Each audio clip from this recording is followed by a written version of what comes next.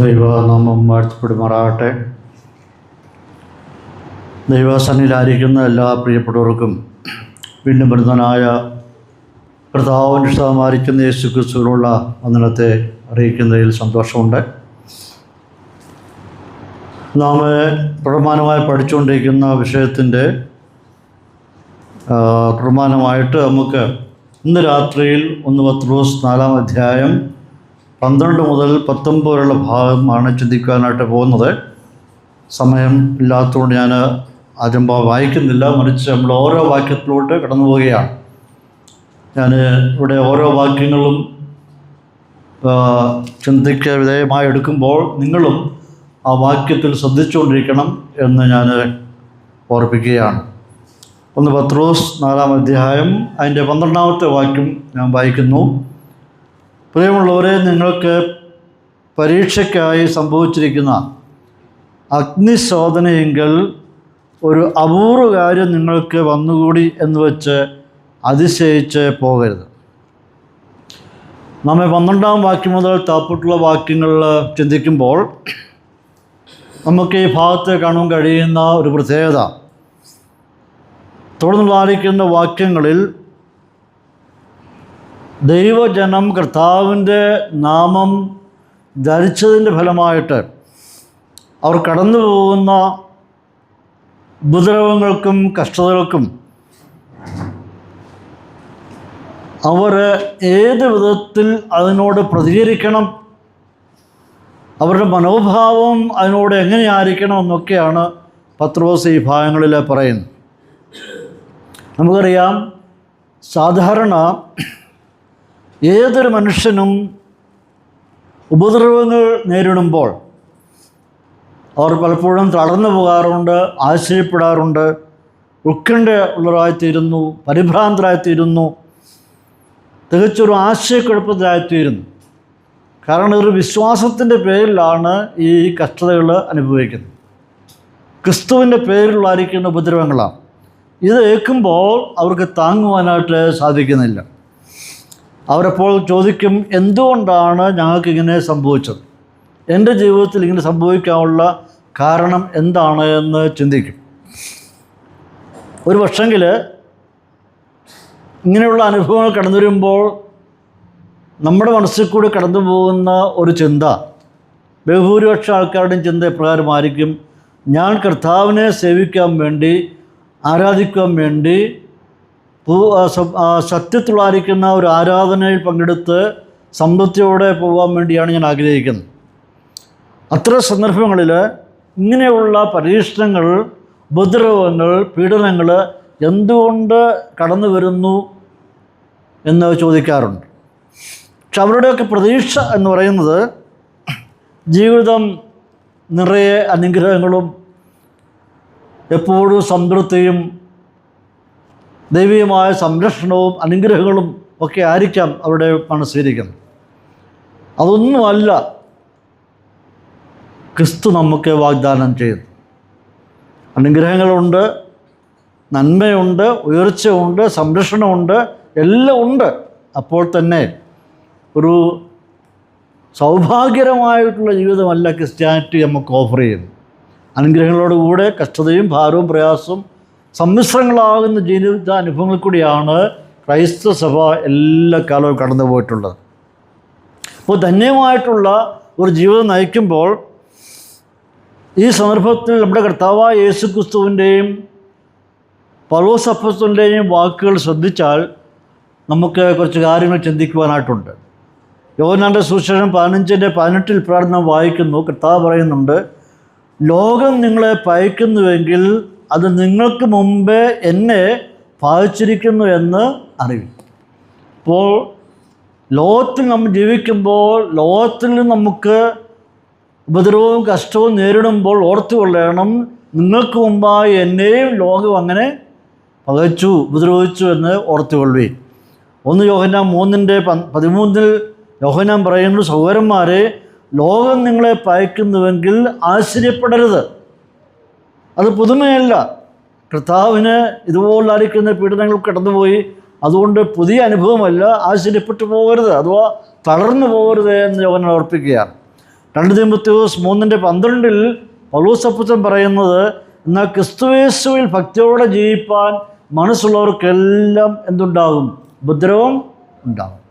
അപ്പോൾ തികഞ്ഞ ഒരു ഭക്തിയോടുകൂടി ദൈവത്തിൽ ഒരു ജീവിതം നയിക്കുവാനായിട്ട് ആഗ്രഹിക്കുന്നുവെങ്കിൽ അതിനോട് ചേർന്ന് ഉപദ്രവങ്ങളും കഷ്ടങ്ങളും ഉണ്ടാകും എന്ന് അറിഞ്ഞുകൊള്ളുവീൻ എന്നോട് ഓർപ്പിക്കുകയാണ്. അപ്പോൾ ഇവിടെ പത്രോസ് പറയുന്നത്, ഈ സന്ദർഭത്തിൽ നമുക്കറിയാവുന്ന പോലെ പത്രോസിൻ്റെ വായനക്കാരായ വിശ്വാസം എല്ലാവരും തന്നെ വിവിധ തരത്തിലുള്ളായിരിക്കുന്ന കഷ്ടങ്ങളോ ഉപദ്രവങ്ങളോ കൂടി കടന്നു പോകുന്ന സമയമാണ്. അവരെ ധൈര്യപ്പെടുത്താൻ വേണ്ടി, അവരെ ഉറപ്പിക്കാൻ വേണ്ടിയാണ് പത്രോസ് ഈ ലേഖനം എഴുതുന്നത്. ഇപ്പോൾ ഈ പ്രത്യേക സന്ദർഭത്തിൽ ഈ വിശ്വാസ സമൂഹം തീവ്രമായിട്ടുള്ള ഉപദ്രവങ്ങൾ നേരിട്ടുകൊണ്ടിരിക്കുന്ന സമയമാണ്. ഇതൊരു അഗ്നിശോധനയാണ് എന്നാണ് പത്രോസ് പറയുന്നത്. നല്ലൊരു വാക്ക് ഉപയോഗിച്ചിരിക്കുന്നത്, ഒരു അഗ്നിശോധന. എന്താ പറയുക?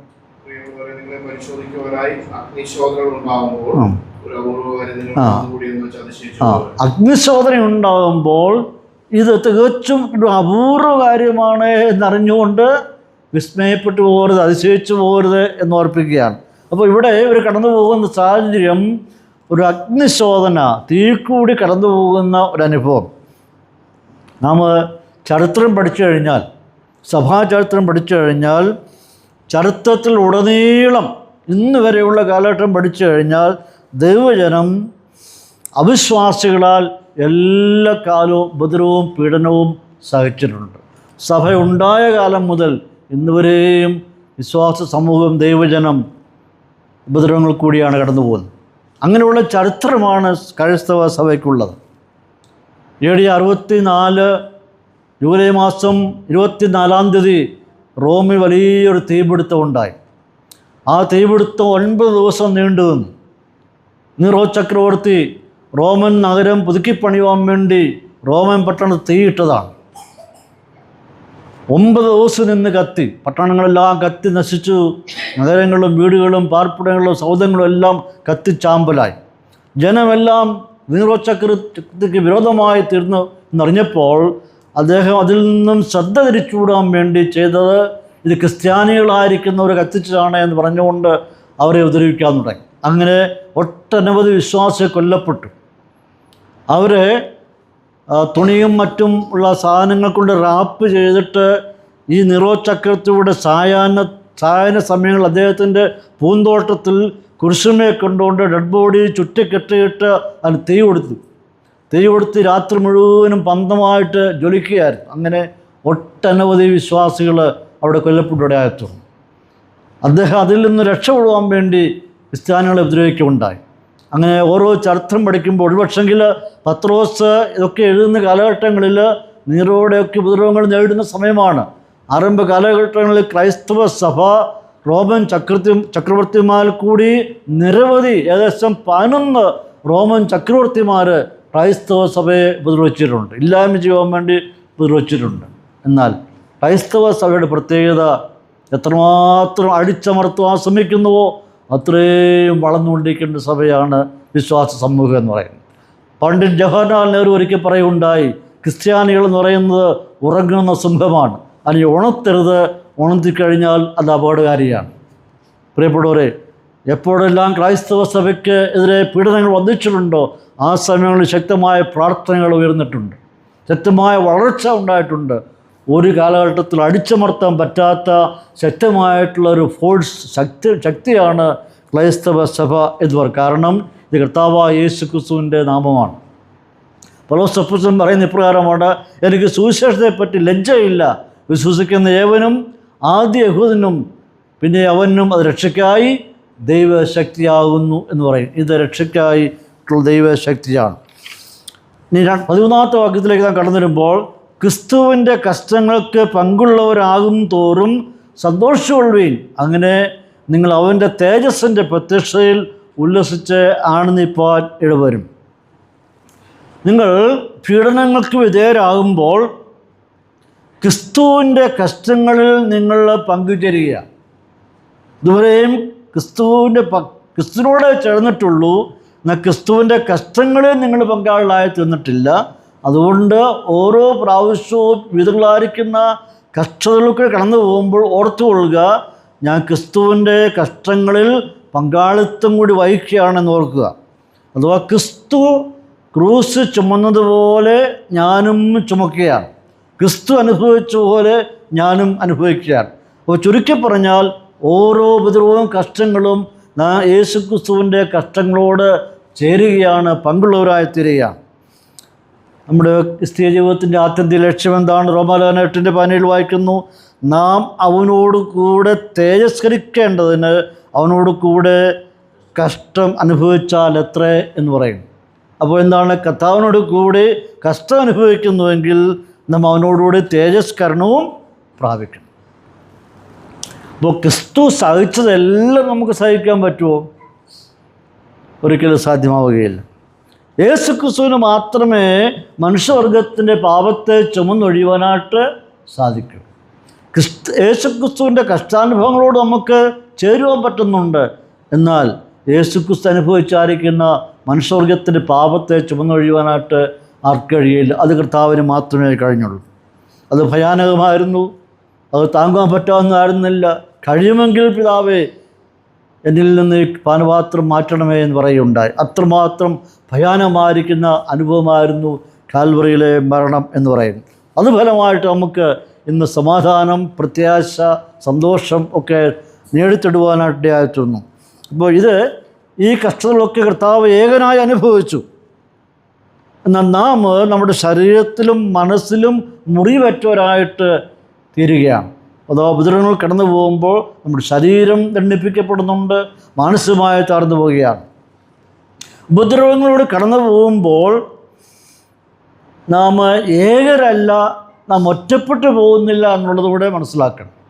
ഏകരായിട്ടല്ല നാം ഈ കഷ്ടങ്ങൾ കടന്നു പോകുന്നത്. നാം തിരുവഴുത്തിലേക്ക് കടന്നു ചെല്ലുമ്പോൾ കാണാൻ കഴിയുന്നത് 3 എബ്രായ ബാലന്മാരെ തീക്കകത്തിട്ടപ്പോൾ കണ്ട കാഴ്ച എന്ന് പറയുന്നത് 4ാമനായ ഒരു വ്യക്തിയുടെ തീക്കകത്തൂടെ നടക്കുന്നതായിട്ട് കാണുകയാണ്. ആ 4ാമത്തവൻ്റെ രൂപം ഒരു ദൈവപുത്രനോട് ഒത്തിരിക്കുന്നു എന്ന് കാണുകയാണ്. അപ്പോൾ ഏകരായിട്ടായിരുന്നില്ല അവർ തീയുടെ അനുഭൂതി കടന്നുപോയത്. അവർക്ക് സഹായകനായിട്ട്, കൂട്ടാളിയായിട്ട്, 4ാമനായിട്ട് ദൈവപുത്രൻ ഉണ്ടായിരുന്നു എന്ന് കാണാൻ കഴിയുന്നതാണ്. പത്രോസ് ചങ്ങലയാൽ ബന്ധിതനായി കിടക്കുമ്പോൾ പടയാളുടെ നടുവിൽ ഉറങ്ങുന്ന സമയത്ത് സഭ ഉറങ്ങാതെ പ്രാർത്ഥിച്ചുകൊണ്ടിരിക്കുക. ആ സമയത്ത് കർത്താവിൻ്റെ ദൂതൻ പ്രത്യക്ഷനായിട്ട് ചങ്ങല പൊട്ടിച്ച് കളയുവാണ്ടിയായെത്തുന്നു. അവിടെയും പത്രോസ് ഏകനല്ല, ദൈവനെ സഹായിപ്പാൻ കടന്നു വന്നു. പൗലോസും ശീലാസും കാരാഗൃഹത്തിൽ കിടക്കുമ്പോൾ അവർ പാടി ദൈവത്തെ സ്തുതിക്കുകയാണ്. അവരുടെ കാലുകൾ ആമത്തിലിട്ടിരിക്കുക, രക്ഷപ്പെടുവാൻ കഴിയാത്തതിൽ അവരെ പിടിച്ചിട്ടിരിക്കുക. അർദ്ധരാത്രിയിൽ അവർ പാടി ദൈവത്തെ സ്തുതിച്ചു. പെട്ടെന്ന് ഭൂകമ്പമുണ്ടായി, അവരെയും പുറത്തുകൊണ്ട്. ഒരിടത്ത് സഭശബ്ദമായി പ്രാർത്ഥിക്കുന്നു, വേറൊരിടത്ത് പാട്ടുപാടി ദൈവത്തെ സ്തുതിക്കുമ്പോൾ ദൈവത്തിൻ്റെ ദൂത സംഘം അവരെ സഹായത്തിനായിട്ട് എത്തുകയാണ്. പ്രിയമുള്ളവരെ, ഇന്ന് രാത്രിക്കാലം ഞാൻ ഓർപ്പിക്കട്ടെ, വിതളായിരിക്കുന്ന കഷ്ടങ്ങൾ കൂടി ഞാൻ കടന്നു പോകുമ്പോൾ ഏകരായിട്ടല്ല നാം അഭിമുഖീകരിക്കുന്നത്. നമ്മുടെ കർത്താവ് നമ്മെ സഹായിപ്പാൻ എപ്പോഴും ഉണ്ട് എന്നുള്ളത് വസ്തുത ഇവിടെ പത്രോസും കൂടി ഓർപ്പിക്കുകയാണ്. അപ്പോൾ കർത്താവിൻ്റെ വാഗ്ദാനം എന്താണ് നമുക്ക് നൽകിയിരിക്കുന്നത്? കർത്താവ് പോകുന്നതിന് മുമ്പ് എന്താണ് നമ്മോട് പറഞ്ഞത്? ഞാനോ ലോകാവസാനത്തോളം എല്ലാ നാളും എന്നോടുകൂടെ ഉണ്ട്. എല്ലാ നാളും എന്ന് പറയുമ്പോൾ ഓരോ നാളുകളുടെ ഓരോ ഘട്ടങ്ങളിലും ഓരോ അവസ്ഥയിലും ഞാൻ നിങ്ങളോട് കൂടെ ഉണ്ട് എന്നുള്ളതാണ് ദൈവത്തിൻ്റെ പ്രോമിസ്. ഈ കഷ്ടതയും തേജസ്കരണവും ഇവ രണ്ടും ഇരട്ട സത്യങ്ങളാണ്, 2 യാഥാർത്ഥ്യങ്ങളാണ്. ഇത് രണ്ടും നമുക്ക് ഒരുക്കിയിട്ടുള്ളതാണ്.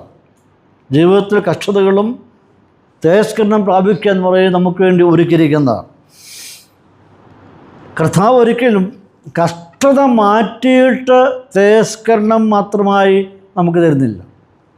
ഒരു റീപ്ലേസ്മെൻറ്റ് നടക്കുന്നില്ല, മറിച്ച് ട്രാൻസ്ഫർമേഷൻ നടക്കുന്നു. ജീവിതത്തിൽ ഇങ്ങോട്ട് അനുഭൂതി കടന്നു പോകുമ്പോൾ നിത്യ തേജസ്സിന് വേണ്ടി നമ്മെ രൂപാന്തരപ്പെടുത്തി എടുക്കുക, ഒരു ട്രാൻസ്ഫർമേഷൻ നടക്കുക. യോഹന്നാൻ 16:22 മുതൽ 23 വാക്കിൽ കടന്നു വരുമ്പോൾ കർത്താവ് പറയുന്നത്, സ്ത്രീ പ്രസവിക്കുമ്പോൾ തൻ്റെ നാഴിക വന്നതുകൊണ്ട് അവൾക്ക് ദുഃഖമുണ്ട്. കുഞ്ഞിനെ പ്രസവിച്ച ശേഷമോ ഒരു മനുഷ്യൻ ലോകത്തിലേക്ക് പിറന്നിരിക്കുന്നു പറഞ്ഞിരിക്കുന്ന സന്തോഷ നിമിത്തം അവർ തൻ്റെ കഷ്ടം പിന്നെ ഓർക്കുന്നില്ല. അപ്പോൾ ഇവിടെ കാണുന്നത്, അവിടെ നാഴിക പ്രസവത്തിലുള്ള സമയം അടുത്ത് വരുമ്പോൾ അവൾ വേദനയാൽ കഷ്ടപ്പെടുകയാണ്. എന്നാൽ പ്രസവിച്ച് കഴിയുമ്പോൾ ഒരു വൃഷപ്രജ ഭൂമിയിലോട്ട് പറഞ്ഞിരിക്കുന്നു എന്നറിഞ്ഞുകൊണ്ട് അത് മറയ്ക്കുകയാണ്. അപ്പോൾ നമുക്ക് കാണാൻ കഴിയുന്നത്, ഏത് കുട്ടിയാണ് അവൾക്ക് വേദന കൊടുത്തത്, ആ കുട്ടി തന്നെ അവൾക്ക് എന്തോ കൊടുക്കുന്നു, സന്തോഷവും കൊടുക്കുന്നു. ദൈവത്തിന് മഹത്വം ഉണ്ടാകട്ടെ. ഒരു കാര്യം നമ്മൾ ഓർത്തിരിക്കേണ്ട വസ്തുതയാണ്. ഏതെല്ലാം നിലകളിലാണ് നാം കഷ്ടവും പ്രതികൂലങ്ങളും ഉപദ്രവവും സഹിക്കുന്നത്, അതെല്ലാം നമുക്ക് നന്മയ്ക്കായി തീരുകയും ചെയ്യും.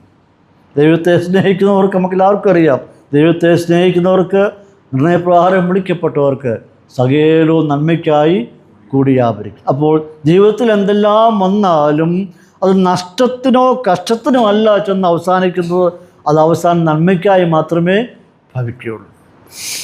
റോമാ 8:18 വായിക്കുന്നത് പ്രകാരമാണ്, നമ്മൾ വെളിപ്പെടുവാനുള്ള തേജസ് വിചാരിച്ചാൽ ഈ കാലത്തിലെ കഷ്ടങ്ങൾ സാരമില്ല എന്ന് ഞാൻ എണ്ണുന്നു. അപ്പോൾ നമുക്ക് വെളിപ്പെടുവാൻ പോകുന്ന ഒരു തേജസ്സുണ്ട്, ഒരു വലിയ സുദിനമുണ്ട്. ആ പ്രത്യാശയുടെ ദിവസത്തെ കാണുമ്പോൾ ഇന്നത്തെ കഷ്ടങ്ങൾ ഒന്നുമില്ല എന്ന് പൗലോസ് എണ്ണുകയാണ്. നാം ഓരോരുത്തരും വിധങ്ങളായിരിക്കുന്ന കഷ്ടം കടന്നു പോകുമ്പോൾ എന്താണ് നാം കാണാൻ കഴിയുന്നത്, അവസാനം നിത്യ തേജസ്സിനായി നമ്മെ എടുക്കപ്പെടുവാനിടയായിത്തീരുന്നു. ഇത് പൗലോസ് അപ്പോസ്തലന് ജീവിതത്തിൽ കടന്നു വന്ന കുരിശിനെ പറ്റിയുള്ള അദ്ദേഹത്തിൻ്റെ വീക്ഷണം എന്തായിരുന്നു? പൗലോസിന് കുരിശിനെപ്പറ്റി വലിയ വീക്ഷണം ഉണ്ടായിരുന്നു. എന്താണ് അദ്ദേഹത്തിൻ്റെ വീക്ഷണം എന്ന് പറയുന്നത്? എനിക്കോ കർത്താവായിരിക്കുന്ന യേശു ക്രിസ്തുവിൻ്റെ ക്രൂശിലല്ലാതെ പ്രശംസിപ്പാനായിട്ട്. ഇപ്പം കുരിശ് ഒഴിച്ച് ഒരു ധന്യമായ ക്രിസ്ത്യ ജീവിതം നമുക്ക് ഭൂമിയിൽ കാഴ്ചവെക്കാൻ പറ്റുകയില്ല. കുരിശിനെ അവഗണിക്കാൻ പറ്റുകയില്ല.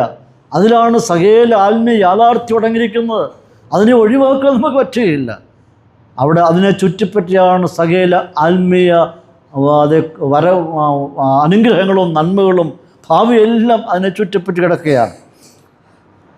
പൂർവ്വപിതാക്കന്മാരെല്ലാം, പ്രവാചകന്മാരെല്ലാം, വിശുദ്ധന്മാരെല്ലാം വിവിധങ്ങളായിരിക്കുന്ന കഷ്ടത്തിലൂടെ കടന്നു പോയിട്ടുള്ളവരാണ്. ഭൂമിയിൽ സമൃദ്ധിയുടെ അനുഭവം പ്രാപിച്ചിട്ടല്ല പൂർവ്വപിതാക്കന്മാരെല്ലാവരും കടന്നു പോയത്. ഇബ്രാഹിം 12 കടന്നു വരുമ്പോൾ അവരുടെ ജീവിത അനുഭവങ്ങളെപ്പറ്റി എഴുത്തുകാരൻ പറയുന്നുണ്ട്. പരിഹാസം, ചമ്മട്ടി, ചങ്ങല, തടവ്, കല്ലറ, ഈർച്ചവാൾ, ജടയാടുകളുടെയും കോലാടുകളുടെയും തോൾ ധരിച്ചു. ബുദ്ധിമുട്ടും ഉപദ്രവവും കഷ്ടവും സഹിച്ചു. കാടുകളിലും മലകളിലും ഗുഹകളിലും ഭൂമിയുടെ പിളർപ്പുകളിലും ഉഴന്നു വലഞ്ഞു. ലോകം അവർക്ക് യോഗ്യമായിരുന്നില്ല, ദൈവം അവർക്ക് നല്ലതൊന്ന് കണ്ടിരുന്നു. കർത്താവിന് മഹത്വം ഉണ്ടാകട്ടെ. ദൈവം അവർക്ക് വേണ്ടി നല്ലത് കണ്ടിരുന്നു.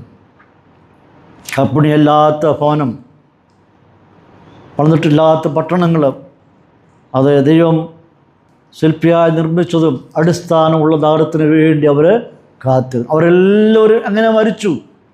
അവരെല്ലാവരും വിശ്വാസത്തിൽ മരിച്ചു. അവരെല്ലാം മുമ്പിൽ കണ്ടു. ആ വലിയ ദിവസത്തെ അവർ മുമ്പിൽ കണ്ടു. അത് അവരെല്ലാവരും പ്രത്യാശയും മരിച്ചു എന്ന് കാണുകയാണ്. അപ്പോൾ ക്രൈസ്തവ വിശ്വാസികളായിരിക്കുന്നവർ ദൈവജനം ഓർത്തിരിക്കേണ്ടത്, നാം ഒക്കെ ഇങ്ങനെയുള്ളായിരിക്കുന്ന ജീവിത അനുഭവത്തിൽ കടന്നു പോകുമ്പോൾ ഓർത്തിരിക്കണം, നമ്മുടെ പൂർവ്വപിതാക്കന്മാർ നമ്മൾക്ക് ആത്മീയ പാഠങ്ങൾ പകർന്നു വന്ന പൂർവ്വപിതാക്കന്മാർ എല്ലാവരും ഇതിനേക്കാൾ ഭീകരമായിരിക്കുന്ന അവസ്ഥയോട് കടന്നു പോയിട്ടുള്ളവരാണ്. എങ്കിലും അവർ വിശ്വാസത്തെ മുറുകെ പിടിച്ചു, അവർ വിശ്വാസത്തെ മരിച്ചു. അപ്പോൾ ക്രിസ്തുവിന് വേണ്ടി സഹിക്കുന്ന കഷ്ടങ്ങൾ അത് ശിക്ഷയല്ല, മറിച്ച് അത് നമ്മുടെ പ്രിവിലേജാണ്, അതൊരു പദവിയാണ് എന്ന് നാം മനസ്സിലാക്കണം. പത്രോസ് ഓർപ്പിക്കുന്നത്, നിങ്ങൾ സന്തോഷിക്കുക, കാരണം നമ്മുടെ കർത്താവ് തൻ്റെ മഹത്വത്തോടെ വന്ന് നമ്മെ തൻ്റെ മഹത്വത്തിലേക്ക് ചേർക്കും. അന്ന് നമ്മെ അവിടെ വെച്ച് ആദരിക്കും. എപ്പോൾ നമ്മെ അവൻ്റെ സന്നിധിയിലേക്ക് ചേർക്കുന്നുവോ അവിടെ വെച്ച് നമ്മൾ ബഹുമാനവും ആദരവും നൽകുന്നതായിരിക്കുന്ന ഒരു ദിവസമാണ് സംഭവിക്കാൻ പോകുന്നത്. സംഗീത ഉപകരണങ്ങളായിരിക്കുന്ന ഗിറ്റാറ്, പിയാനോ, ഇതൊക്കെ പഠിച്ചുകൊണ്ടിരിക്കുന്ന കുട്ടികൾക്ക് എപ്പോഴും അതിൻ്റെ സ്കെയിൽ അനുസരിച്ച് ഒരു വർഷങ്ങളിൽ പാടുവാനായിട്ട് പ്ലേ ചെയ്യുവാനായിട്ട് സാധിച്ചെന്ന് വരികയില്ല. എന്നാൽ ഒരിക്കൽ ഇവർ നന്നായി വായിക്കും, ഇതെല്ലാം വായിക്കും. അന്ന് പാട്ട് പാടുന്നവരും ഉപകരണം വായിക്കുന്നവരും അതെല്ലാവർക്കും ഒരുപോലെ ആസാധ്യമായിരിക്കും. പഠിക്കുമ്പോൾ അതിൻ്റെ സ്കെയിൽ അനുസരിച്ച് വായിക്കാൻ പറ്റുകയില്ല, പഠിച്ചു കഴിയുമ്പോൾ അത് ആസ്വാദ്യകരമായിരിക്കും. എന്നതുപോലെ ഇപ്പോൾ നാം അറിയുന്നില്ല, എന്നാൽ ഈ ഭക്തന്മാരുടെ കൂട്ടത്തിൽ ചെന്ന് കഴിയുമ്പോൾ ആണ് നമ്മുടെ ആത്മീയ ജീവിതത്തിൻ്റെ മാധുരി നമുക്ക് തിരിച്ചറിയുവാനായിട്ട് കഴിയുന്നത്. ഒരു കായിക താരം കടന്നു പോകുന്ന ട്രെയിനിങ് ഒരുപക്ഷെ അവൻ ഇഷ്ടപ്പെട്ടെന്ന് വരികയില്ല, അത്ലറ്റ്സ് ഒന്നും ഇഷ്ടപ്പെടുന്നത് വരികയില്ല. എന്നാൽ ഒരിക്കൽ അവൻ പലരെയും തോൽപ്പിച്ച് ജയാളിയായിത്തീരും. കർത്താവിന് മഹത്വം ഉണ്ടാകട്ടെ. നാം ഇവിടുന്ന് കടന്നു പോകും, ഇതെല്ലാം വിട്ടുപോകും. എന്നാൽ ഒരിക്കൽ സന്തോഷത്തിൻ്റെ ആയിരിക്കുന്ന, സൗഭാഗ്യത്തിൻ്റെ ആയിരിക്കുന്ന, നിറവിൻ്റെ ആയിരിക്കുന്ന, ആത്മീയ ജീവിതത്തിൻ്റെ സമ്പൂർണ്ണതയിലോട്ട് പ്രവേശിക്കുന്ന ദിവസങ്ങളോട് നാം അടുത്തുകൊണ്ടിരിക്കുകയാണ്. പത്രോസിൻ്റെ വാക്ക് വളരെ ശ്രദ്ധേയമാണ്. നിങ്ങൾ അവൻ്റെ തേജസ്സിൻ്റെ പ്രത്യക്ഷതയിൽ ഉല്ലസിച്ചാണെന്നിപ്പാൻ ഇടിയാത്ത മനോഹരമായിരിക്കുന്ന ഒരു വാക്കാണ് ഉപയോഗിച്ചിരിക്കുന്നത്. അവൻ്റെ തേജസ്സിൻ്റെ പ്രത്യക്ഷതയിൽ ഉല്ലസിച്ചാണെന്നിപ്പാനായിട്ടിടയായി. ഇന്ന് നിങ്ങൾക്ക് കഷ്ടതയും കണ്ണുനീരും ഉപദ്രവമാണ്, എന്നാൽ കർത്താവിൻ്റെ തേജസ്സിൻ്റെ പ്രത്യക്ഷതയിൽ ഉല്ലസിപ്പാനായിട്ട് ഇടയായിത്തീരും. 14 വാക്യത്തിൽ കടന്നു വരുമ്പോൾ, ക്രിസ്തുവിൻ്റെ നാമം ഹേതുവായി നിന്ന സഹിക്കേണ്ടി വന്നാൽ നിങ്ങൾ ഭാഗ്യവാന്മാർ, മഹത്വത്തിൻ്റെ ആത്മാവായ ദൈവാത്മാവ് നിങ്ങളുടെ മേൽ ആവസിക്കുന്നുണ്ടല്ലോ. ഇതിൻ്റെ ആദ്യ ഭാഗം, ക്രിസ്തുവിൻ്റെ നാമം ഹേതുവായി നിന്ന് സഹിക്കേണ്ടി വരുന്നവർ ഭാഗ്യവാന്മാർ എന്ന് പറയുന്ന ആദ്യ ഭാഗം ഗ്രീക്ക് ഭാഷയിലെടുത്താലും ഇംഗ്ലീഷ് ഭാഷയിലെടുത്താലും തികച്ചും ഒരു വ്യത്യസ്തമായിട്ടുള്ള ഒരു ഭാഷാപ്രയോഗമാണ്. എന്താണ് അവിടുത്തെ ഭാഷാപ്രയോഗം? നിന്ന് സഹിക്കുന്നവർ ഭാഗ്യവാന്മാരായി. എങ്ങനെയാണ് നിന്ന് സഹിക്കുന്നവർ ഭാഗ്യവാന്മാരായിത്തീരുന്നത്? ഒരു പ്രത്യേക ഭാഷാപ്രയോഗമാണ്. നിന്ന് ഉപദ്രവം സഹിക്കുന്നവർ എങ്ങനെയാണ് ഭാഗ്യവാന്മാരായിത്തീരുന്നത്? അവർക്ക് കഷ്ടതയും കണ്ണുനീരുമല്ലേ, പക്ഷെ ഇവിടെ ഉപയോഗിച്ചിരിക്കേണ്ട പ്രത്യേക ഒരു പ്രയോഗമാണ്. ആദിമ സഭാവിശ്വാസികൾ കർത്താവിനായി നിന്ദയും അവമാനവും സഹിക്കേണ്ടി വന്നപ്പോൾ അതിൻ്റെ നടുവിൽ അവരെന്തായിരുന്നു അവരുടെ പ്രതികരണം? സന്തോഷിക്കുക മാത്രമേ ചെയ്തിട്ടുള്ളൂ. കർത്താവിന് എതിരായിട്ട് അവർ നിന്നില്ല, പിറുപിറുത്തില്ല, യാതൊരു വിധത്തിലും ദൈവത്തിന് വിരോധമായി സംസാരിച്ചില്ല. അവർ സന്തോഷത്തോടെ അതിനെതിരേൽപ്പാൻ ഇടയായിത്തീർന്നു. അപ്പോസ്തല പ്രവൃത്തി 5:41 വായിക്കുന്നത്, തിരുനാമത്തിന് വേണ്ടി അപമാനം സഹിപ്പാൻ യോഗ്യരായി എണ്ണപ്പെടുകയാൽ അവർ സന്തോഷിച്ചുകൊണ്ട് ന്യായാധിപ സംഘത്തിന് മുമ്പിൽ നിന്ന് പുറപ്പെട്ടുപോയി. അപ്പോൾ പ്രിയമുള്ളവരെ, ഒരു ക്രിസ്തീയ ജീവിതം എന്ന് പറയുന്നത് കഷ്ടതകളും ഉപദ്രവങ്ങളും അതിൽ കൂടി കടന്നു പോകണം, അത് സഹിക്കണമെന്ന് നിർബന്ധമൊന്നുമില്ല. ഇങ്ങനെ ഉണ്ടായെങ്കിൽ മാത്രമേ ഒരു വിശ്വാസി ആകത്തുള്ളൂ എന്ന് നിർബന്ധമില്ല. ഇതൊക്കെ സഹിച്ചെങ്കിൽ മാത്രമേ ഒരു സത്യവിശ്വാസി ആകൂ എന്ന് നിർബന്ധമില്ല. എന്നാൽ ഇവിടെ പറയുന്നത്, ഇങ്ങനെ സഹിക്കേണ്ടി വന്നാൽ, ഇങ്ങനെയുള്ള അനുഭവത്തിൽ കൂടി കടന്നു പോകേണ്ടി വന്നാൽ എന്തു ചെയ്യണം? സന്തോഷിക്കണം. പിറുപിറുക്കരുത്, പരിഭവം പറയരുത്, സന്തോഷിക്കണം. ഇങ്ങനെ കടന്നു പോയെങ്കിൽ മാത്രമേ ഞാനൊരു വിശ്വാസി ആവുന്നൊന്നുമല്ല പത്രോസ് പറഞ്ഞത്. ഇൻ കേസ്, ഇഫ് ഇതിൽ കൂടി കടന്നു പോകേണ്ട സാഹചര്യങ്ങൾ വന്നാൽ നാം എന്താണ് നമ്മുടെ പ്രതികരണം?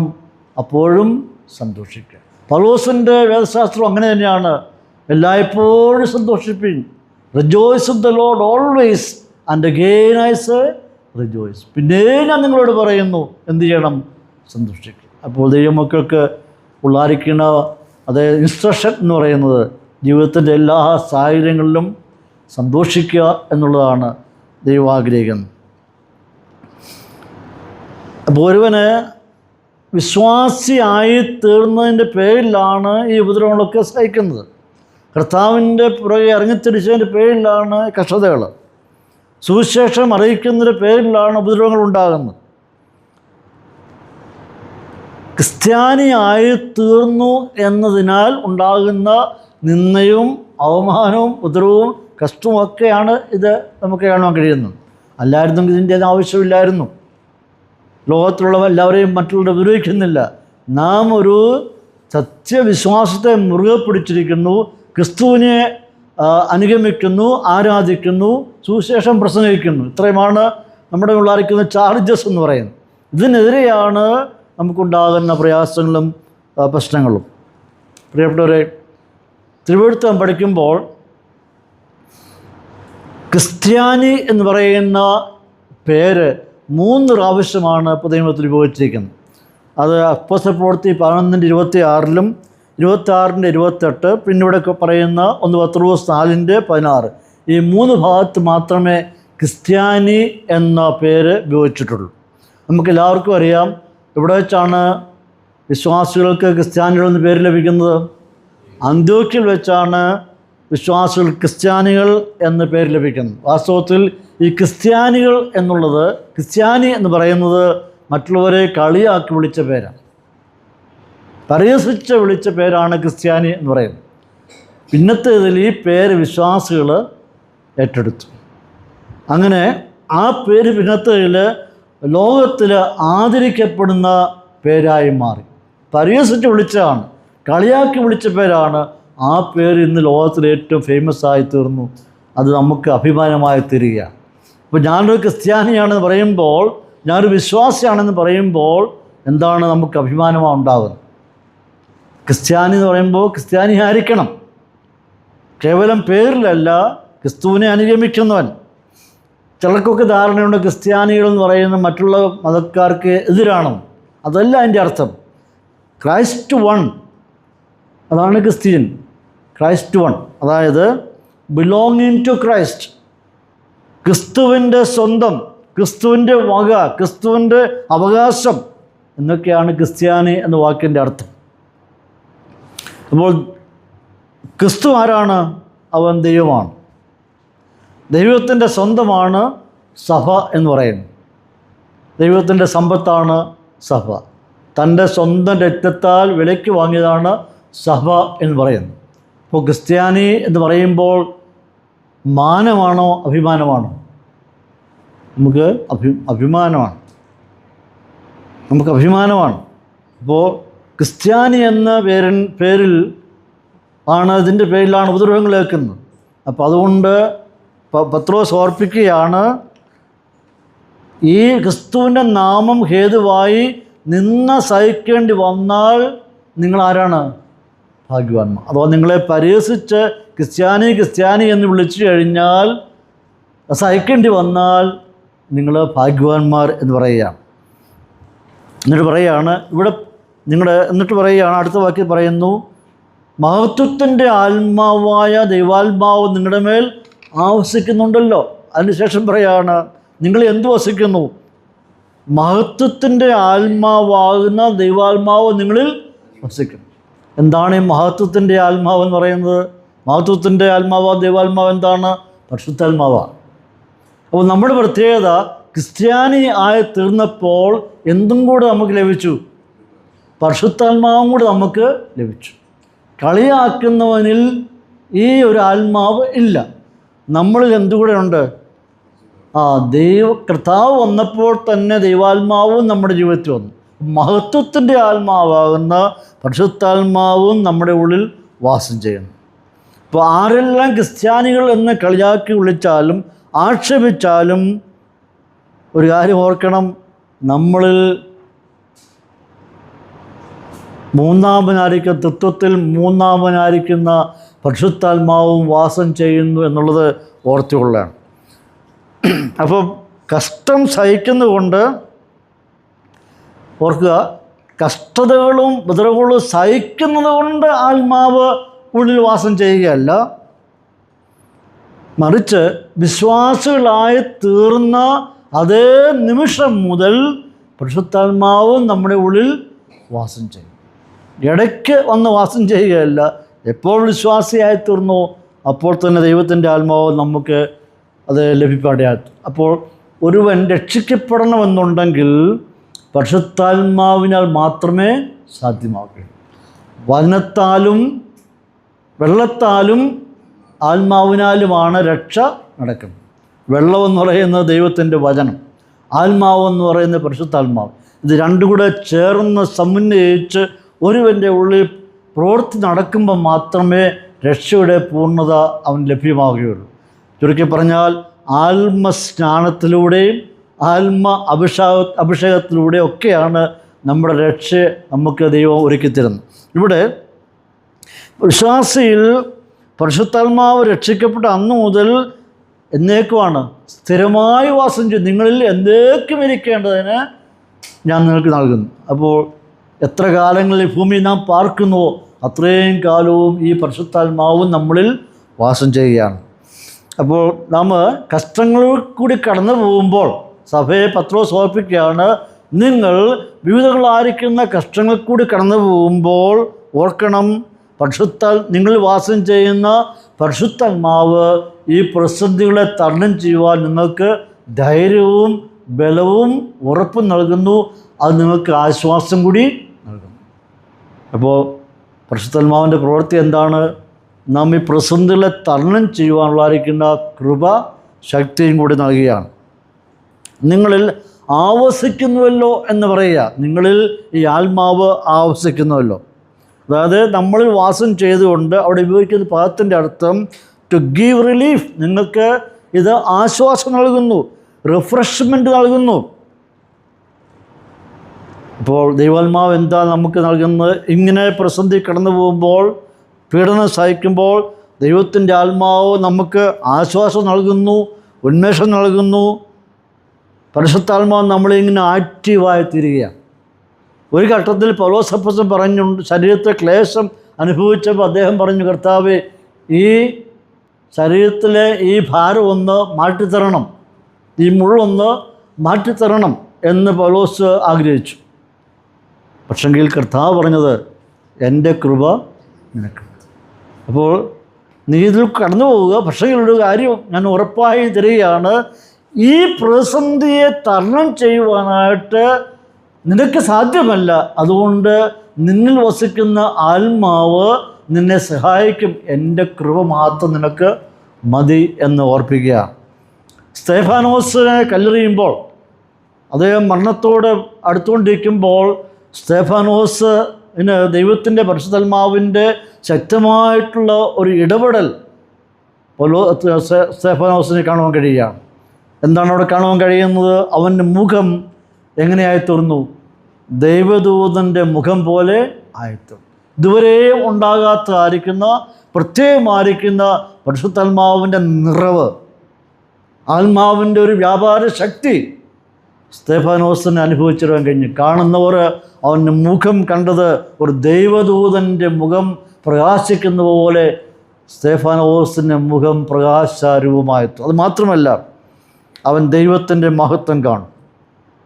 പരിശുദ്ധാത്മാവിനെ നിറയപ്പെട്ടവനായി അവൻ സ്വർഗത്തിലോട്ട് നോക്കുമ്പോൾ അവിടെ കണ്ടത് ദൈവത്തിൻ്റെ സമ്പൂർണ്ണ മഹത്വം അവനെ കാണുവാൻ കഴിഞ്ഞു. എന്താണ് കാണുവാൻ കഴിഞ്ഞത്? ദൈവത്തിൻ്റെ വലതുഭാഗത്ത് ക്രിസ്തു നിൽക്കുന്ന മനോഹരമായിരിക്കുന്ന കാഴ്ച സ്തേഫാനോസ് കാണുകയാണ്. നമ്മൾ എത്ര പേര് കണ്ടിട്ടുണ്ട് ക്രിസ്തു അവിടെ നിൽക്കുന്നത്? ഇല്ല. എന്നാൽ ഈ വലിയ കഷ്ടതയുടെ ആ മണിക്കൂറുകളിൽ പ്രാണൻ ശരീരത്തിൽ നിന്ന് പോകുന്ന സമയത്ത് കല്ലേറുകൊണ്ട് പീഡനം സഹിച്ച് അത് ഭയാനമായിരിക്കുന്ന മരണം ആസ്വദിക്കുമ്പോൾ അവന് കാണാൻ കഴിഞ്ഞത് പരിശുദ്ധാത്മാവ് നിറയപ്പെട്ടവനായി ദൈവത്തിൻ്റെ മഹത്വം കാണുകയാണ്. ക്രിസ്തു ദാവാൻ ദൈവത്തെ വലതു ഭാഗത്ത് നിൽക്കുന്ന കാഴ്ച കാണുകയാണ്. എന്താണ് നിൽക്കുന്നതിൻ്റെ അർത്ഥം? അല്പസമയം കഴിയുമ്പോൾ സ്തേഫാനോസ് ശരീരം വിട്ട് അവൻ്റെ ആത്മാവ് ദൈവത്തിലേക്ക് ചെല്ലുമ്പോൾ അവനെ കൈയേറ്റി സ്വീകരിക്കുന്ന ആരാണ്? കർത്താവായിരിക്കുന്ന യേശു ക്രിസ്തു അവനെ സ്വീകരിപ്പാനായിട്ട് ബഹുമാന പുരസ്കരം എഴുന്നേറ്റ് നിൽക്കുകയാണ്. എൻ്റെ ദാസൻ്റെ വരവിനെ ഏറ്റെടുക്കുവാൻ വേണ്ടി, സ്വീകരിക്കാൻ വേണ്ടി കർത്താവായ യേശു ക്രിസ്തു നിൽക്കുകയാണ്. ഇതാണ് പ്രിയപ്പെട്ടവരെ നമ്മുടെ പ്രത്യാശ എന്ന് പറയുന്നത്. കർത്താവിന് മഹത്വം ഉണ്ടാകട്ടെ. കഷ്ടങ്ങളും ഉപദ്രവങ്ങളും ജീവിതത്തിൽ കടന്നു വരുമ്പോൾ എന്തുകൊണ്ട് എനിക്കിങ്ങനെ ഉണ്ടായി എന്നൊരു ചോദ്യം നമ്മുടെ എല്ലാവരുടെയും മനസ്സിലുണ്ട്. എന്തുകൊണ്ട് എനിക്കുണ്ടായി, എൻ്റെ കുടുംബത്തിൽ എങ്ങനെ ഉണ്ടായി എന്ന് ചോദിക്കും. ഇങ്ങനെയുള്ള ചോദ്യങ്ങൾ കടന്നു വരുമ്പോൾ അതിൻ്റെ ഉത്തരമാണ് നമുക്കിവിടെ കാണുവാൻ കഴിയുന്നത്. എല്ലാവരിലും ഈ ചോദ്യം ഉണ്ടാവും. എന്തുകൊണ്ട് ഞങ്ങൾക്കിങ്ങനെ, എന്തുകൊണ്ട് എനിക്കിങ്ങനെ, എൻ്റെ മക്കൾക്ക് ഇങ്ങനെ ഒരു ചോദ്യം വരുമ്പോൾ ആ ചോദ്യങ്ങളുടെ ഉത്തരമാണ് ഇവിടെ പത്രോസ് പറയുന്നത്. ഒരു വിശ്വാസി തെറ്റ് ചെയ്തതിൻ്റെ പേരിലുണ്ടാകുന്ന കഷ്ടങ്ങൾ, ഉപദ്രവങ്ങൾ, അത് ദൈവനാമത്തിൻ്റെ മഹത്വത്തിനാണ്, അത് ദൈവനാമത്തിലാണ് എന്നൊരിക്കലും പറയരുത്. ഇവിടെന്താ പത്രോസ് പറയുന്നത്? മഹത്വത്തിൻ്റെ ആത്മാവായ ദൈവാത്മാ നിങ്ങളുടെ മേൽ വരുമ്പോൾ ആവസിക്കുന്നുണ്ടല്ലോ. എന്നിട്ട് 15-ാം വാക്യത്തിൽ കടന്നു വരുമ്പോൾ അവിടെ വ്യക്തമായിട്ട് പറയുന്നത്,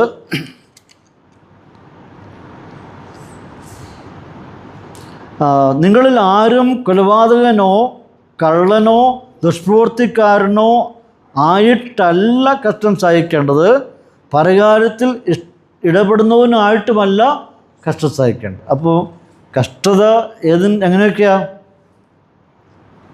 നിങ്ങളിൽ ആരും കൊലപാതകന്മാരോ കള്ളനോ ദുഷ്പ്രവൃത്തിക്കാരനോ ആയിട്ട് കഷ്ടം സഹിക്കുകയല്ല, മറ്റുള്ളവരുടെ കാര്യത്തിൽ അനാവശ്യമായി ഇടപെട്ടിട്ട് കഷ്ടം സഹിക്കുകയല്ല വേണ്ടത്, ഒരു വിശ്വാസിയായിട്ട് കഷ്ടം സഹിക്കുക.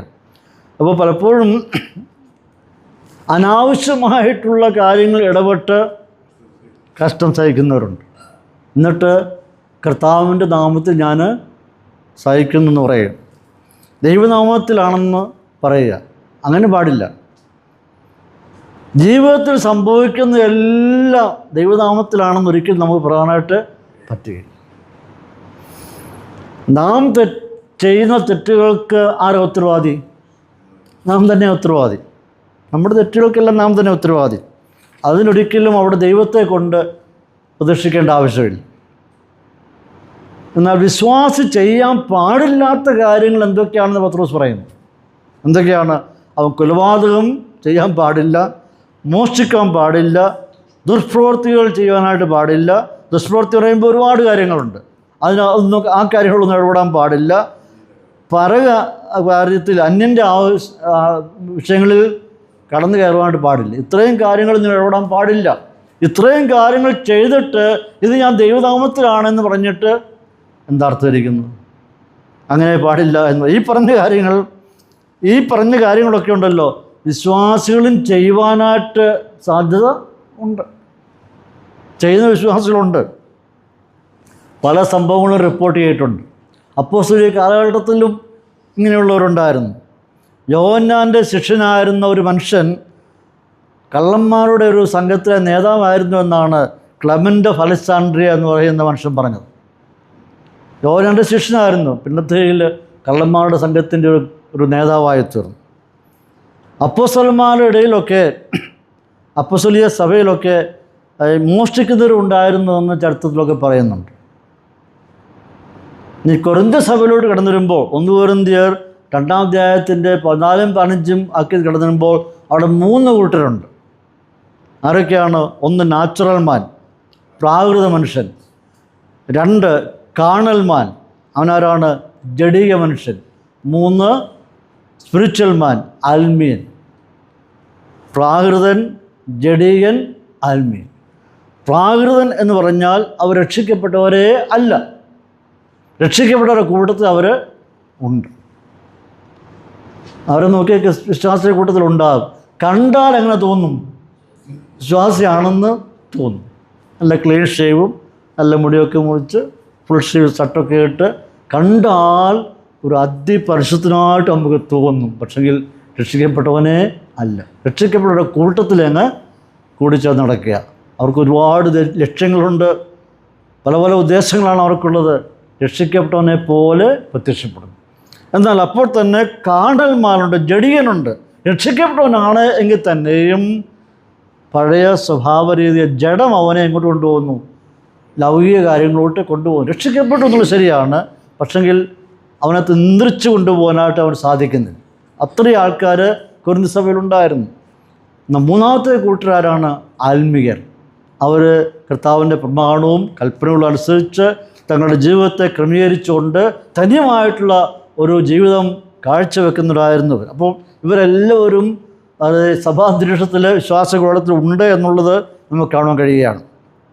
അപ്പോൾ ഇവർക്കൊക്കെ ഈ പറയുന്ന കൊലപാതകം, മോഷണം, ദുഷ്പ്രവൃത്തി കാര്യങ്ങൾ ചെയ്യാനായിട്ട് പറ്റുമോ? വിശ്വാസികൾക്ക് അങ്ങനെ ചെയ്യാനായിട്ട് പറ്റുമോ എന്നുള്ള ചോദ്യമുണ്ട്. അങ്ങനെ ചെയ്യുന്നൊരു വിശ്വാസിയാണോ? വിശ്വാസിക്ക് ഇങ്ങനെയുള്ള കാര്യങ്ങൾ ചെയ്തുകൊണ്ടേയിരിക്കാൻ പറ്റുമോ? ഒരിക്കലും അങ്ങനെ സാധ്യമാവത്തില്ല. അത് തുടരുവാനായിട്ട് പറ്റുകയില്ല. ചെയ്യാൻ പറ്റുന്നുണ്ട്, പക്ഷേ ആ പ്രവൃത്തികൾ ജീവിത അവസാനം മുഴുവൻ തുടരുവാനായിട്ട് പറ്റുകയില്ല. ദാവീദ് തെറ്റിപ്പോയ വ്യക്തിയാണ്. വലിയ പരാജയം ദാവീദ് സംഭവിക്കുകയുണ്ടായി. ഒരേ സമയത്ത് തന്നെ വ്യഭിചാരവും കൊലപാതകവും ചെയ്ത വ്യക്തിയാണ് ദാവീദ്. പക്ഷെങ്കിൽ തൻ്റെ തെറ്റിനെ തിരിച്ചറിഞ്ഞപ്പോൾ അവൻ ദൈവസ്ഥനിൽ വീണ് കരഞ്ഞ് മാപ്പ് ചോദിച്ചു.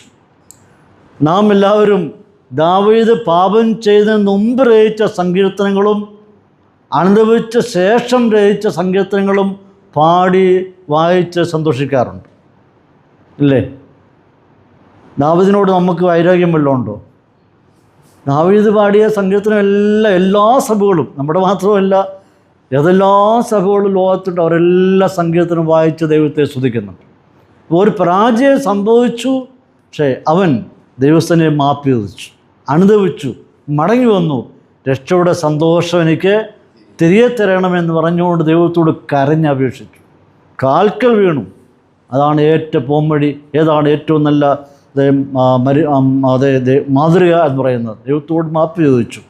അവൻ പണ്ടത്തെക്കാട്ട് അധികമായി ദൈവം അവനെ ഉപയോഗിപ്പാടിയായി. ദൈവം ക്ഷമിക്കുന്നവരാണ്, ദൈവം മറക്കുന്നവരാണ്.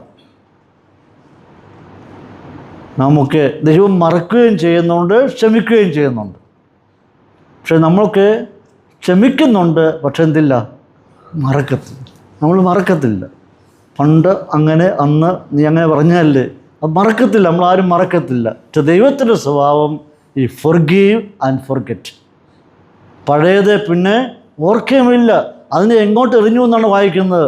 സമുദ്രത്തിൻ്റെ ആഴങ്ങളോട്ട് എറിഞ്ഞു കളഞ്ഞു. അതിനെ പിന്നെ ദൈവം ഓർക്കുകയുമില്ല എന്ന് പറയും. അത്ര നല്ലവനാണ് നമ്മുടെ ദൈവം എന്ന് പറയുന്നത്. ദൈവം അതെല്ലാം മറക്കുകയും ക്ഷമിക്കുകയും ചെയ്യുന്ന വ്യക്തിയാണ്. അപ്പോൾ ദാവീദിൻ്റെ സകല പാപങ്ങളെയും ദൈവം ക്ഷമിച്ചു കൊടുത്തു, മറന്നു കളഞ്ഞിട്ട് പണ്ടത്തിനേക്കാൾ ദൈവം ഉപയോഗിപ്പാണ്ടിയായി തോന്നുന്നു. പത്രോസ് പറയുന്നത് എന്താണ് പറയുന്നത്? പാപം ചെയ്തിട്ട് കഷ്ടപ്പെടുമ്പോൾ ദൈവത്തെ ഒരിക്കലും അവിടെ കൊണ്ടുവരാനായിട്ട് പാടില്ല.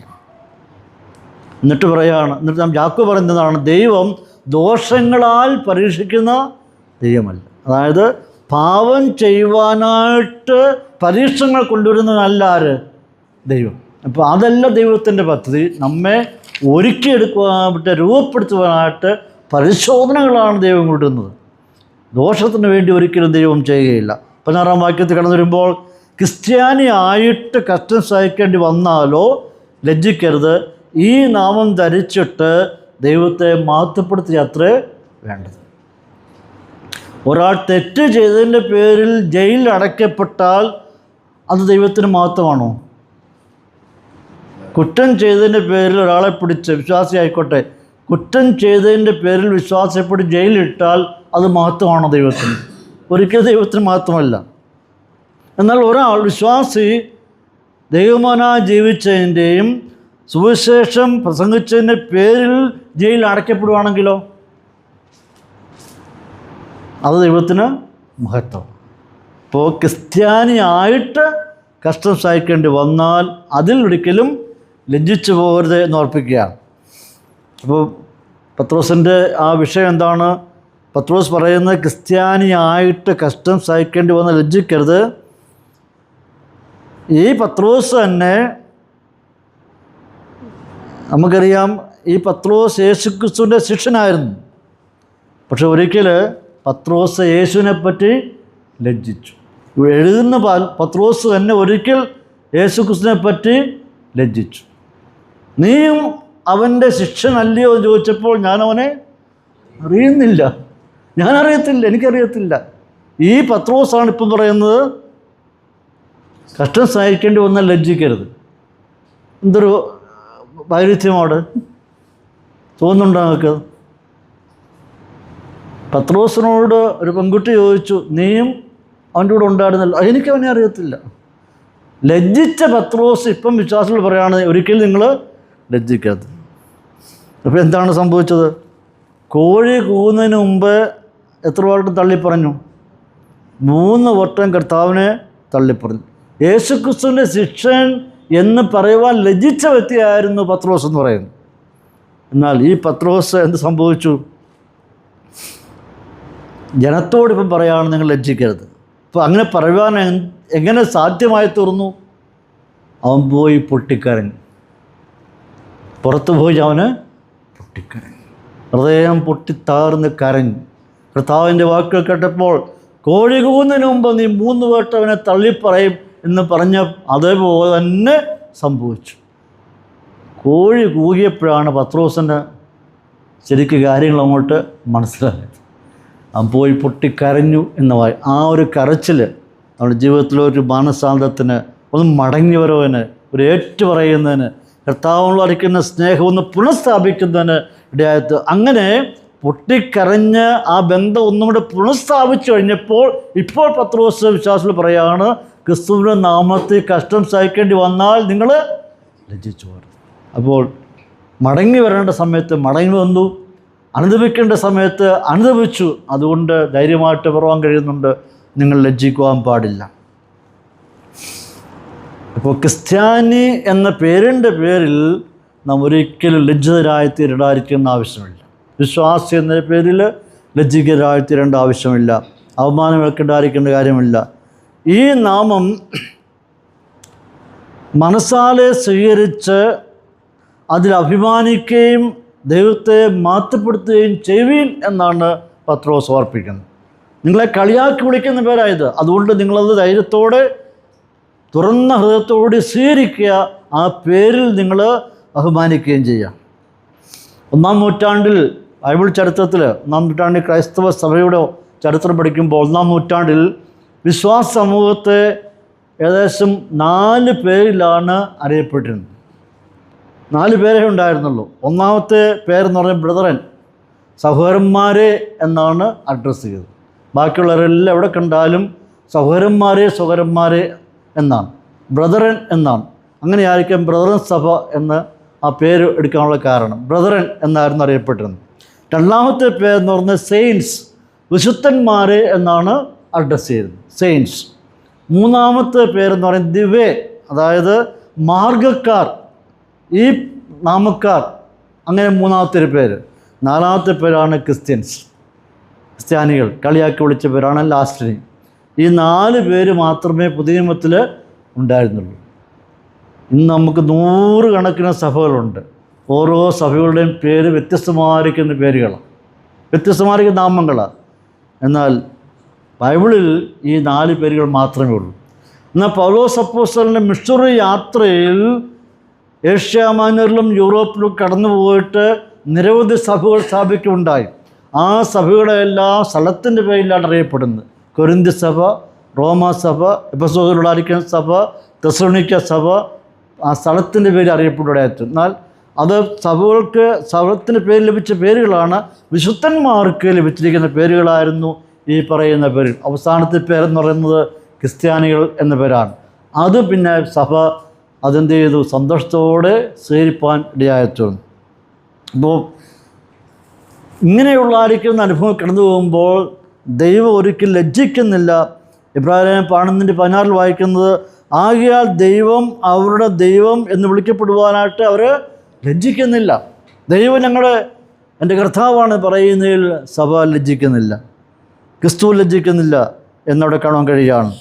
പൗലോസ് തന്നെയാണ് പറയുന്നത്, സുവിശേഷത്തെപ്പറ്റി എനിക്ക് ലജ്ജയില്ല. പത്രോസും പൗലോസും ഒരുപോലെ പറയുന്നതാണ്, ക്രിസ്തുവിൻ്റെ നാമം നിമിത്തം ലജ്ജിക്കരുത്.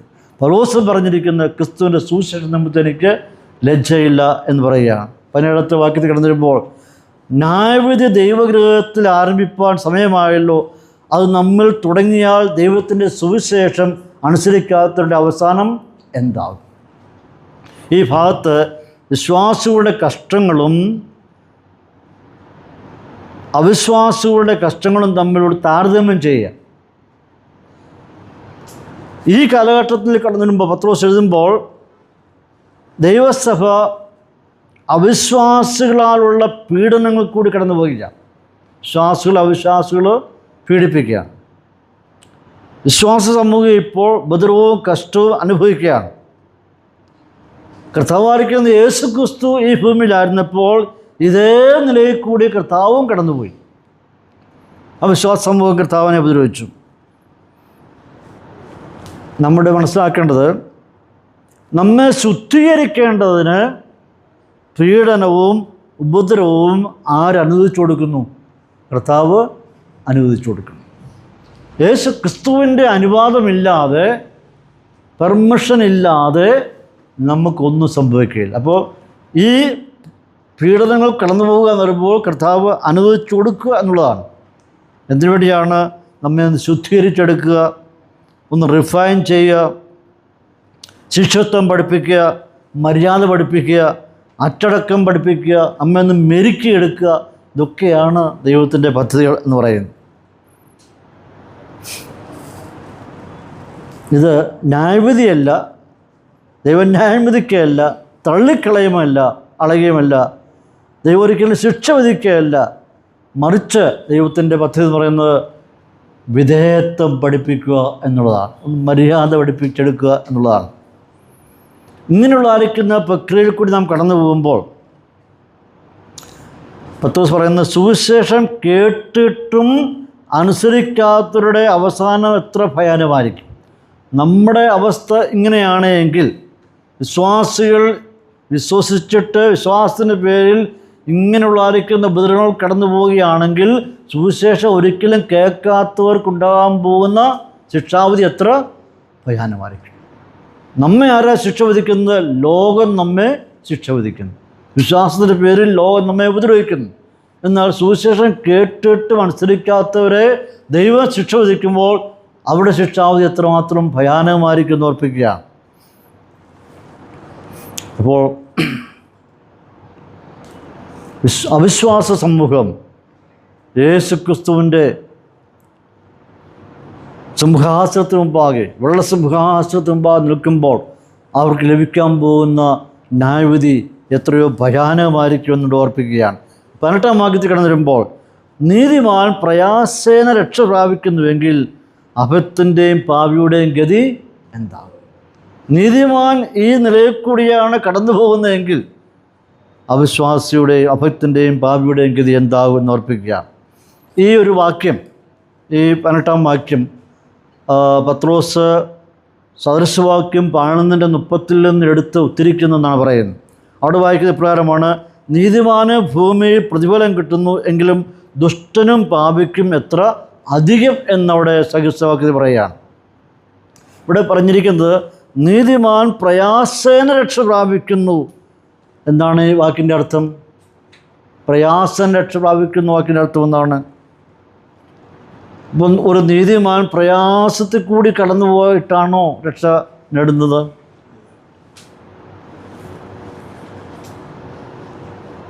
നമ്മെ രക്ഷിക്കുവാനായിട്ട് ദൈവം അത്രയ്ക്ക് അശക്തനാണോ? എന്താണ് ഇവിടെ പറയുന്നതിൻ്റെ ഉദ്ദേശം? ഞാൻ ഉൽപ്പത്തി പുസ്തകം 19-ാം അധ്യായത്തിലേക്ക് കടന്നു ചെല്ലുമ്പോൾ 15 മുതൽ 26 ഭാഗത്ത് ചരിത്രങ്ങൾ പഠിക്കുമ്പോൾ ദൈവം സോദോം ഗോമോറെ നശിപ്പിക്കുന്നതിന് മുമ്പ് ലോത്തിനെയും കുടുംബത്തെയും രക്ഷിക്കാനായിട്ട് ദൈവത്തിന് പദ്ധതിയുണ്ടായിരുന്നു. അവരെ രക്ഷിച്ച ശേഷം മതി പട്ടണത്തെ നശിപ്പിക്കുക എന്നായിരുന്നു ദൈവത്തിൻ്റെ പദ്ധതി.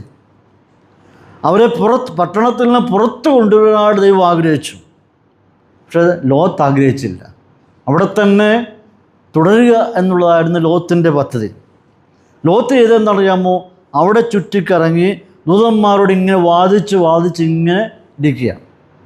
ദൈവം ഭയാനകമായ ന്യായവിധി അയക്കാൻ പോവുകയാണ്, രക്ഷപ്പെട്ടോളീൻ എന്ന് പറഞ്ഞിട്ട് അവിടെ കിടന്ന് ലോത്ത് ചുറ്റിക്കറങ്ങുക. ദൂതന്മാർ വന്ന് പറഞ്ഞിട്ടും അവരോടിങ്ങനെ ആർഗ്യൂ ചെയ്യുക. അവസാനം എന്താ സംഭവിച്ചത്?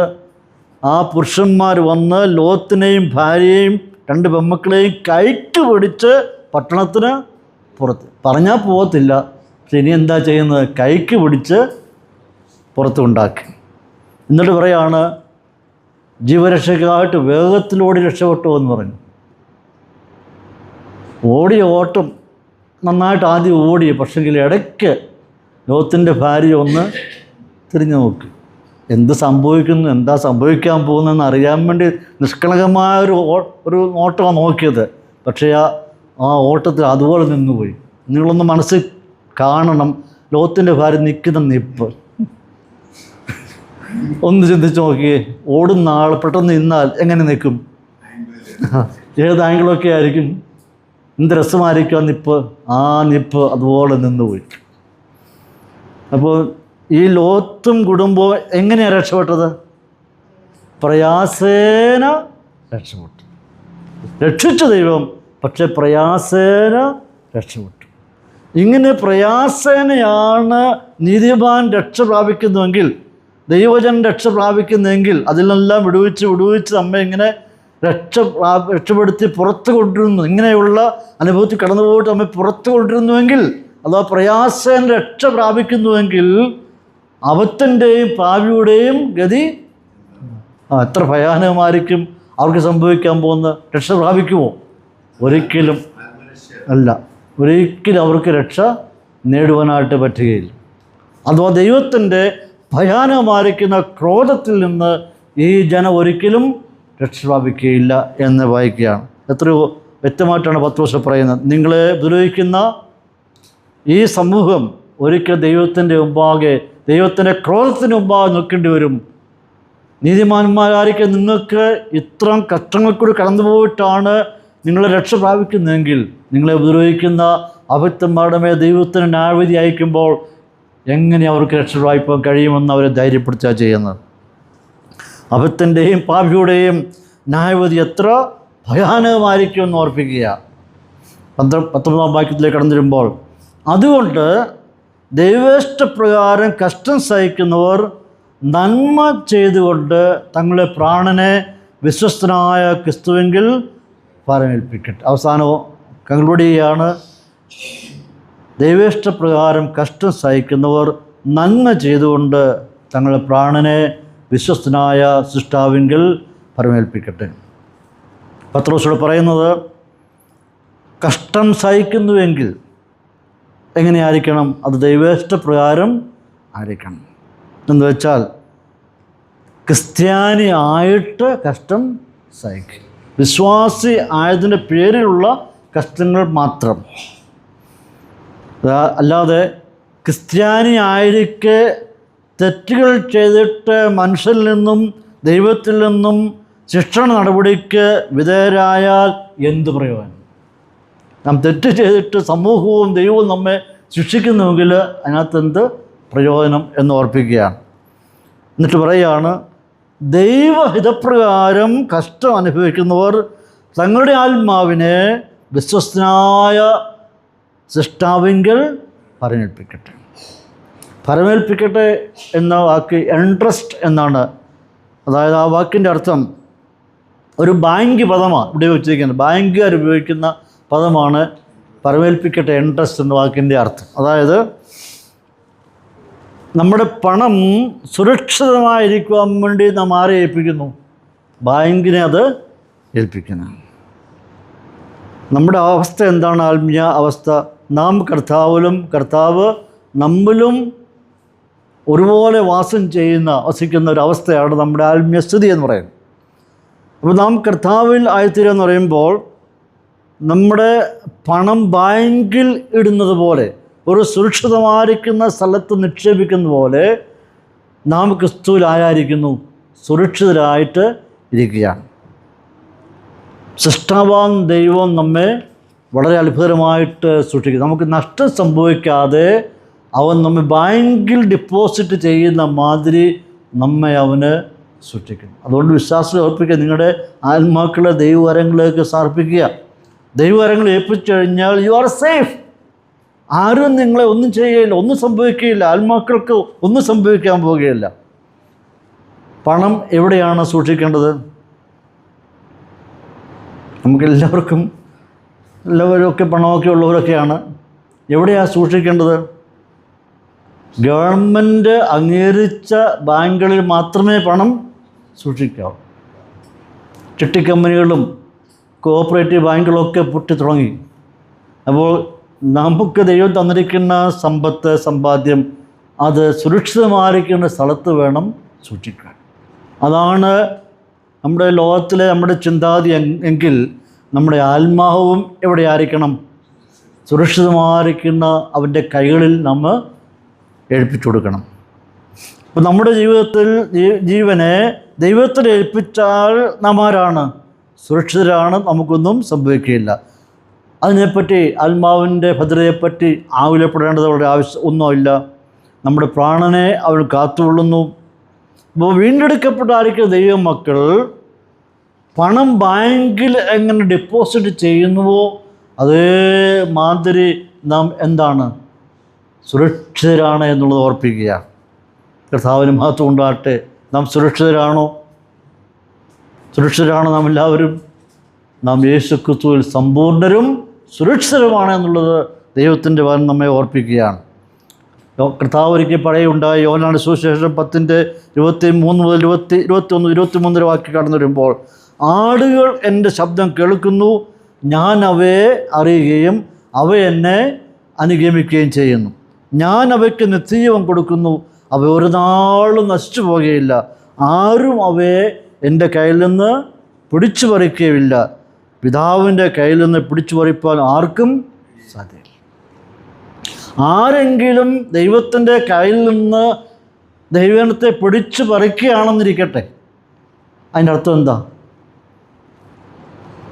പിടിച്ചു പറിക്കാൻ പറ്റത്തില്ലെന്നാണ് കർത്താവ് പറഞ്ഞത്. ഇനി ആരെങ്കിലും പിടിച്ചു പറിക്കുകയാണെങ്കിൽ എൻ്റെ അർത്ഥം എന്താണ്? ദൈവത്തിൻ്റെ കൈക്ക് വലിയ ശക്തി ഒന്നും ഇല്ല. അപ്പോൾ ആരും എൻ്റെ കയ്യിൽ നിന്ന് പിടിച്ചു പറിക്കുക എന്ന് പറയുമ്പോൾ, നാം പത്രോസ് പറയുന്ന പോലെ നിങ്ങൾ പണം ബാങ്കിൽ ഇട്ട് കഴിഞ്ഞാൽ അത് സേഫായിട്ടവിടെ കിടക്കുന്ന പോലെ ക്രിസ്തുവിൻ്റെ കൈകളിൽ നാം സുരക്ഷിതരാണ്. ഈ കൈക്കൊരിക്കലും ബലക്ഷയം സംഭവിക്കുകയില്ല. നാം അവനിൽ സുരക്ഷിതരാണ് എന്നോർപ്പിക്കുക. നമ്മുടെ ഡിപ്പോസിറ്റ് സേഫാണ്. അതുതന്നെ പൗലോസ് അപ്പോസ്തലൻ പറയുന്നുണ്ട് റോമാലെ 8-ാം അധ്യായത്തിൻ്റെ 35-39 വരെ, ക്രിസ്തുവിൻ്റെ സ്നേഹത്തിൽ നിന്ന് നമ്മെ വേർപിരിക്കുന്ന ആർ? കഷ്ടതയോ സങ്കടമോ ഉപദ്രവമോ പട്ടിണിയോ നഗ്നതയോ ആപത്തോ വാളോ മരണത്തിനോ ജീവനോ ദൂതന്മാർക്കോ വാഴ്ചകൾക്കോ അധികാരങ്ങൾക്കോ ഇപ്പോഴുള്ളതിനോ വരുവാനുള്ളതിനോ ഉയരത്തിനോ ആഴത്തിനോ മറ്റ് യാതൊരു സൃഷ്ടിക്കോ നമ്മുടെ കർത്താവായ യേശു ക്രിസ്തുവിലുള്ള ദൈവസ്നേഹത്തിൽ നമ്മെ വേർതിരിപ്പാൻ കഴിയുകയില്ല എന്ന് ഞാൻ ഉറച്ച് എത്രയോ വ്യക്തമായിട്ട് സ്പഷ്ടമായിട്ട് ധൈര്യത്തോടെയാണ് പൗലോസ് പറയുന്നത്. എന്നെ ആർക്കും ക്രിസ്തുവിൻ്റെ സ്നേഹത്തിൽ നിന്ന് വേർതിരിക്കാനായിട്ട് സാധ്യമല്ല. ഏതെല്ലാം ശക്തികൾ എഴുന്നേറ്റ് വന്നാലും ക്രിസ്തുവിൻ്റെ സ്നേഹത്തിൽ നിന്ന് എന്നെ വേർതിരിക്കാനായിട്ട് സാധ്യമല്ല. എത്ര കോൺഫിഡൻസാണ് പൗലോസ് അപ്പോസ്തലനുള്ളത്. അപ്പോൾ പൗലോസ് പറയുകയാണ്, എൻ്റെ ഡിപ്പോസിറ്റ് സേഫ് ആയിരിക്കുന്നു എന്ന് ഓർപ്പിക്കുകയാണ്. ഇനി ഈ 12 മുതൽ 16 വരെയുള്ള വാക്യങ്ങൾ നാം സൂക്ഷ്മമായി പഠിക്കുമ്പോൾ ഒരു അല്പം കൂടെ ഉള്ളൂ. ഈ ഭാഗത്ത് 4 കാരണങ്ങളാണ് കഷ്ടതയ്ക്ക് പുറകിൽ ഉള്ളത് എന്ന് കാണാൻ കഴിയും. അവിടെ ദൈവസഭ കടന്നു പോകുന്ന ഉപദ്രവവും കഷ്ടതയ്ക്ക് കാരണം എന്താണെന്നുള്ളത് 12 മുതൽ 16 ഭാഗത്ത് 4 കാരണങ്ങൾ പറയുന്നുണ്ട്. ഒന്ന് 12-ാം വാക്യത്തിൽ കാണുന്നത് ശ്രദ്ധിക്കണം. ഒന്നാമത്തെ വിഷയം, ദൈവം കഷ്ടതകൾ അനുവദിക്കുന്നു. ദൈവം കഷ്ടതകൾ അനുവദിക്കുന്നു. കാരണം നമ്മുടെ സ്വഭാവം പ്രകടിപ്പിക്കണം. നമ്മൾ ആരാണെന്നുള്ളത് പുറത്ത് വെളിപ്പെട്ട് വരണം. സമൂഹം ഞാൻ ആരായിരിക്കുന്നെന്ന് തിരിച്ചറിയണം. എങ്ങനെയുള്ളവരാണ് എന്ന് തിരിച്ചറിയണം. നമ്മുടെ പ്രതികരണം ലോകം അറിയണം. അതുകൊണ്ട് ദൈവം അത് അനുവദിക്കും. രണ്ടാമതായിട്ട് 13-ാം വാക്യത്തിൽ ദൈവം കഷ്ടതകൾ അനുവദിക്കുന്നു. കാരണം നാം ക്രിസ്തുവിൻ്റെ കഷ്ടങ്ങളിൽ പങ്കാളിത്തം കൂടി വഹിക്കും. ക്രിസ്തു കഷ്ടത സഹിച്ചെങ്കിൽ നാമും ക്രിസ്തുവിൻ്റെ കഷ്ടങ്ങളോട് പങ്കാളിത്തം വഹിക്കുന്നവർ ആയിരിക്കണം. അതുകൊണ്ട് നമ്മെ കഷ്ടങ്ങളിൽ കൂടി ദൈവം കടത്തിവിടുന്നു. മൂന്നാമത്തെ 14-ാം വാക്യത്തിൽ ദൈവം കഷ്ടതകൾ അനുവദിക്കുന്നു. കാരണം കഷ്ടതകൾ നമുക്ക് അവസാനം അനുഗ്രഹത്തിന് കാരണമായിത്തീരും. അപ്പോൾ ഇങ്ങനെ കടന്നു പോകുമ്പോൾ അത് നഷ്ടത്തിനല്ല ലാഭത്തിനാണ് ഇടയായിത്തീരുന്നത്. അത് അവസാനം അനുഗ്രഹത്തിന് മാത്രമേ കാരണമായി തീരുകയുള്ളൂ. 4-ാമതായിട്ട് 16-ാം വാക്യത്തിൽ ദൈവം കഷ്ടതകൾ അനുവദിക്കുന്നു, കാരണം നമ്മുടെ കഷ്ടതകൾ ദൈവത്തിന് മഹത്വമായിട്ട് തീരും. ദൈവത്തിനത് മഹത്വമാണ്. ഇങ്ങനെയുള്ള 4 കാരണങ്ങളാണ് ദൈവസഭ എല്ലായ്പ്പോഴും ഉപദ്രവവും കഷ്ടവും സഹിക്കുന്നത്. അതുകൊണ്ട് പ്രിയപ്പെട്ടവരെ, നാം ഓർത്തിരിക്കേണ്ട വിഷയം എൻ്റെയും നിങ്ങളുടെയും ജീവിതത്തിൽ മാത്രമല്ല കഷ്ടതകളും ഉപദ്രവവും. നമുക്ക് മുമ്പ് ജീവിച്ചിരുന്ന ലക്ഷോപലക്ഷം വരുന്ന വിശുദ്ധന്മാർ അവർ കഷ്ടതകൾ കൂടി കടന്നു പോയിട്ടുള്ളവരാണ്. എന്നാൽ ഒരു വസ്തു ഓർക്കേണ്ടത്, ദൈവം അവർക്കായി വലിയൊരു അനുഗ്രഹങ്ങൾ കരുതിയിരുന്നു. ഒരു സൗഭാഗ്യത്തിൻ്റെ ആയിരിക്കുന്ന നല്ലതൊന്നും ദൈവം അവർക്ക് വേണ്ടി കരുതിയിരുന്നു. അവരെല്ലാവരും വിശ്വാസം മരിച്ചു. കർത്താവിൻ്റെ മരണത്തെ മുമ്പിൽ കണ്ടു, പ്രത്യാശയോടും മരിച്ചു. അവർ നല്ലതൊന്ന് മുമ്പിൽ കാണുവാൻ ഇടയായി. അതുകൊണ്ട് നമ്മുടെ ജീവിതത്തിലും നമുക്ക് ഒരുക്കിയിരിക്കുന്ന വലിയ വലിയ നന്മകളുണ്ട്. അത് പ്രത്യാശയുടെ കണ്ണുകൊണ്ട് കണ്ട് ധന്യമായിട്ടുള്ള ഒരു ക്രിസ്തീയ നയിപ്പാൻ സർവശക്തനായ ദൈവം നമ്മെല്ലാവരെയും സഹായിക്കട്ടെ എന്ന് ഓർപ്പിച്ചുകൊണ്ട് ഞാൻ ഈ ഭാഗത്തുനിന്നും ഇരിക്കുന്നു. കർത്താവിൻ നാമം വാഴ്ത്തപ്പെടട്ടെ.